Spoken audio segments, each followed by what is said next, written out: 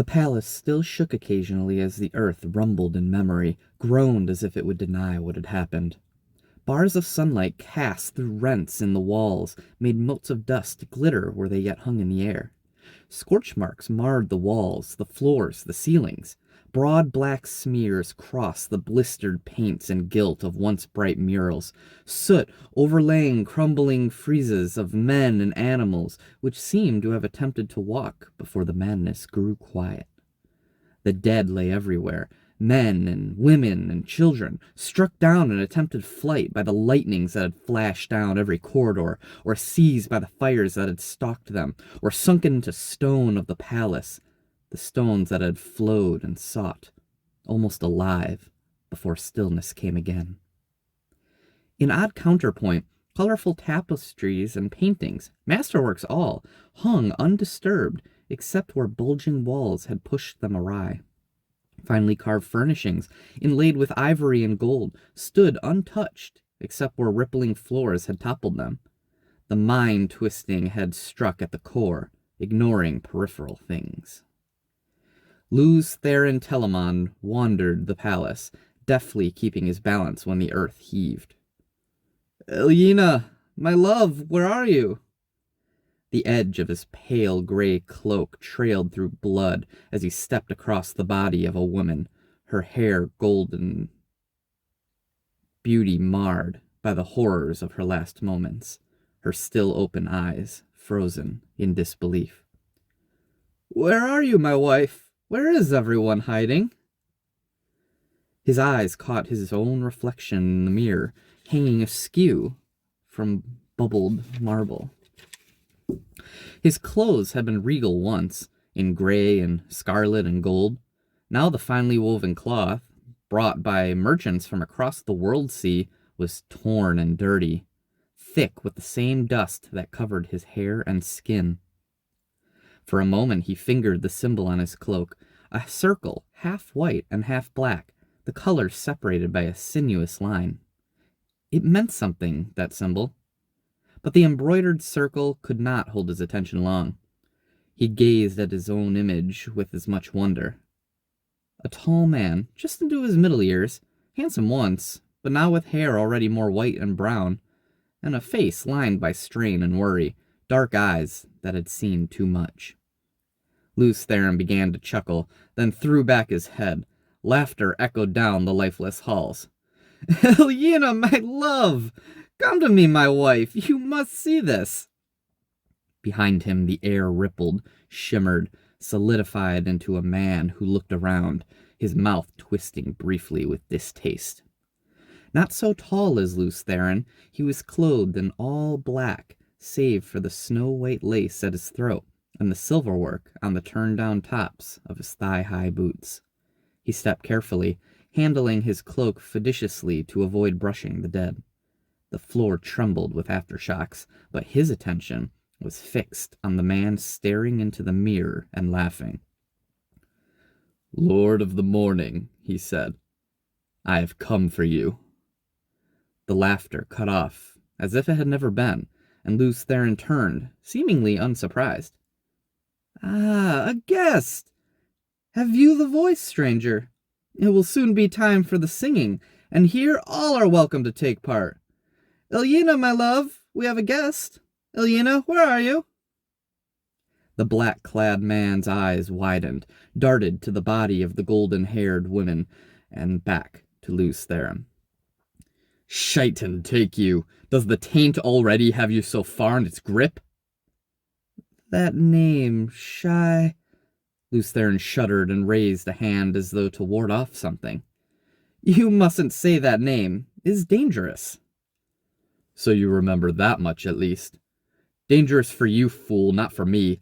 What else do you remember? Remember, you light-blinded idiot! I will not let it end with you swaddled in unawareness! Remember!" For a moment, Luz Theron stared at his raised hand, fascinated by the patterns of grime. Then he wiped his hand on his even dirtier coat and turned his attention back to the other man. "Who are you? What do you want?" The black-clad man drew himself up arrogantly. "Once I was called Ilan Morin Tendronai, but now Betrayer of hope. It was a whisper from Lews Theron. Memory stirred, but he turned his head, shying away from it. So you do remember some things? Yes. Betrayer of hope. So have men named me, just as they named you Dragon. But unlike you, I embrace the name. They gave me the name to revile me, but I will yet make them kneel and worship it. What will you do with your name? After this day, men will call you Kinslayer. What will you do with that? Lews Theron frowned down the ruined hall. Ilyena should be here to offer a guest welcome, he murmured absently, then raised his voice. Ilyena, where are you? The floor shook. The golden-haired woman's body shifted as if in answer to his call. His eyes did not see her. Elan Morin grimaced. Look at you, he said scornfully. Once you stood first among the servants. Once you wore the ring of Tamerlane and sat in the high seat. Once you summoned the 9 rods of dominion. Now look at you! A pitiful, shattered wretch. But it is not enough. You humbled me in the hall of servants. You defeated me at the gates of Paran Desen. But I am the greater now. I will not let you die without knowing that. When you die, your last thought will be the full knowledge of your defeat, of how complete and utter it is, if I let you die at all. I cannot imagine what is keeping Ilyena. She'll give me the rough side of her tongue if she thinks I've been hiding a guest from her. I hope you enjoy conversation, for she surely does. Be forewarned. Ilyena will ask you so many questions, you may end up telling her everything you know. Tossing back his black cloak, Elan Morin flexed his hands. A pity for you, he mused, that one of your sisters is not here. I was never very skilled at healing, and I follow a different power now. But even one of them could only give you a few lucid minutes, if you did not destroy her first. What I can do will serve as well for my purposes. His sudden smile was cruel. But I fear Shaitan's healing is different from the sort you know. Be healed, Lews Theron! He extended his hands, and the light dimmed as if a shadow had been laid across the sun.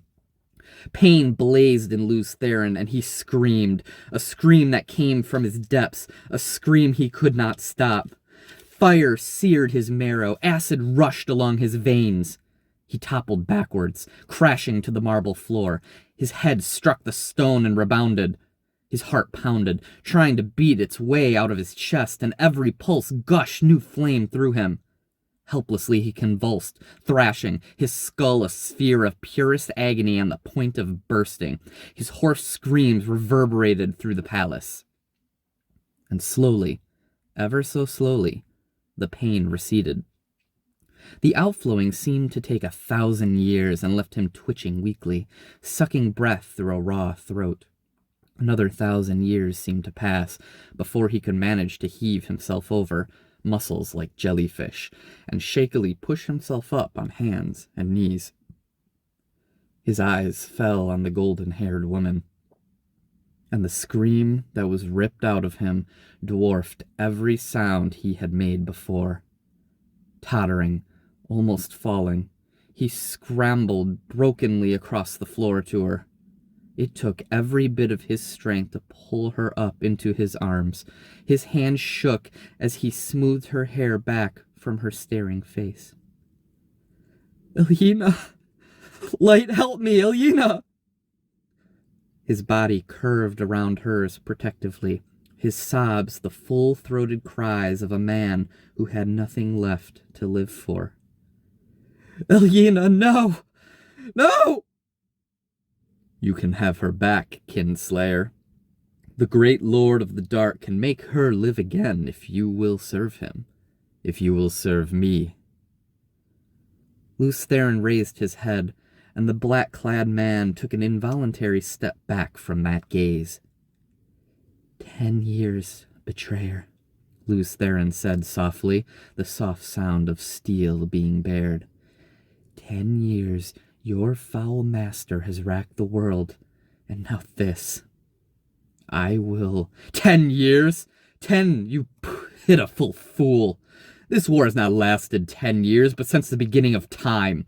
You and I fought 1,000 battles with the turning of the wheel. 1,000 times 1,000. And we will fight until time dies and the shadow is triumphant.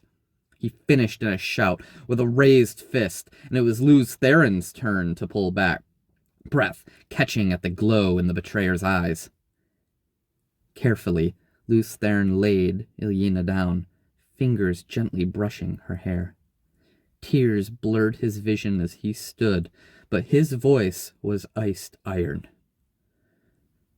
For what else you have done, there can be no forgiveness, betrayer. But for Ilyena's death, I will destroy you beyond anything your master can repair. Prepare to remember, you fool. Remember your futile attack on the great Lord of the Dark. Remember his counterstroke. Remember! Even now, the 100 companions are tearing the world apart, and every day 100 more men join them. What hand slew Ilyena Sunhair, Kinslayer? Not mine. Not mine. What hand struck down every life that bore a drop of your blood? Everyone who loved you, everyone you loved. Not mine, Kinslayer. Not mine. Remember, and know the price of opposing Shaitan. Sudden sweat made tracks down Luz Theron's face through the dust and dirt. He remembered, a cloudy memory like a dream of a dream, but he knew it true. His howl beat at the walls, the howl of a man who had discovered his soul damned by his own hand, and he clawed at his face as if to tear away the sight of what he had done. Everywhere he looked, his eyes found the dead. Torn they were, or broken, or burned, or half consumed by stone.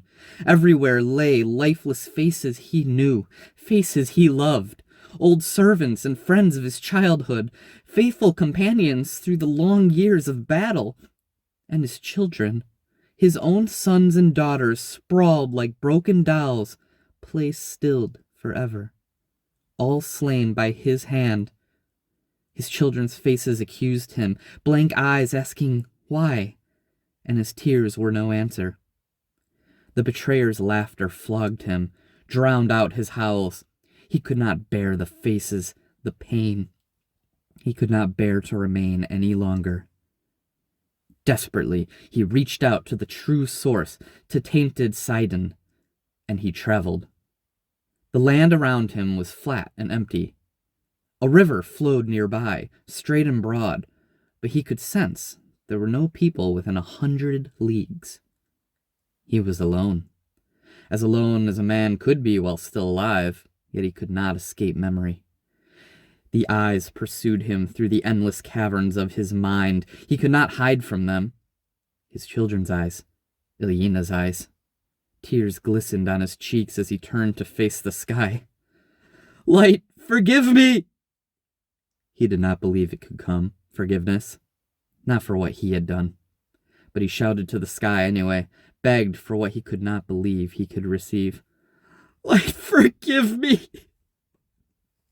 He was still touching Satan, the male half of the power that drove the universe, that turned the wheel of time, and he could feel the oily taint fouling its surface, the taint of the shadow's counterstroke, the taint that doomed the world. Because of him, because in his pride he had believed that man could match the Creator, could mend what the Creator had made, and they had broke him. In his pride he had believed. He drew on the true source deeply, and still more deeply, like a man dying of thirst. Quickly, he had drawn more of the one power than he could channel unaided. His skin felt as if it were aflame. Straining, he forced himself to draw more, tried to draw it all. Light, forgive me, Ilyena! The air turned to fire, the fire to light liquefied. The bolt that struck from the heavens would have seared and blinded any eye that glimpsed it, even for an instant. From the heavens it came, blazed through Luz Theron Telamon, bored into the bowels of the earth. Stone turned to vapor at its touch. The earth thrashed and quivered like a living thing in agony. Only a heartbeat did the shining bar exist, connecting ground and sky, but even after it vanished, the earth heaved like a sea in a storm. Molten rock fountained 500 feet into the air, and the groaning ground rose, thrusting the burning spray ever upward, ever higher. From north and south, from east and west, the wind howled in, snapping trees like twigs, shrieking and blowing as if to aid the growing mountain ever skyward. Ever skyward. At last the wind died. The earth stilled to trembling mutters. Of Luz Theron Telemann no sign remained. Where he had stood, a mountain now rose miles into the sky, molten lava still gushing from its broken peak. The broad, straight river had been pushed into a curve away from the mountain, and there it split to form a long island in its midst. The shadow of a mountain almost reached the island. It lay dark across the land, like an ominous hand of prophecy. For a time, the dull, protesting rumbles of the earth were the only sound. On the island, the air shimmered and coalesced. The black-clad man stood staring at the fiery mountain rising out of the plain. His face twisted in rage and contempt. "You cannot escape so easily, dragon. It is not done between us. It will not be done till the end of time." And then he was gone, and the mountain and the island stood alone, waiting. And the shadow fell upon the land, and the world was riven stone from stone. The oceans fled, and the mountains were swallowed up, and the nations were scattered to the 8 corners of the world. The moon was as blood, and the sun was as ashes. The sea boiled, and the living envied the dead. All was shattered, and all but memory lost, and one memory above all others, of him who brought the shadow and the breaking of the world. And they named him Dragon. From Aleth Nin Terran Alta Camora, The Breaking of the World. Author unknown, the 4th Age. And it came to pass in those days, as it had come before and would come again, that the dark lay heavy on the land, and weighed down the hearts of men, and the green things failed, and hope died. And men cried out to the Creator, saying, "O light of the heavens, light of the world, let the promised one be born of the mountain according to the prophecies, as he was in ages past and will be in ages to come. Let the Prince of the morning sing to the land that green things will grow and the valleys give forth lambs. Let the arm of the Lord of the dawn shelter us from the dark, and the great sword of justice defend us. Let the dragon ride again on the winds of time." From Sharel Gianan Tekalamon, The Cycle of the Dragon. Author unknown, the 4th Age.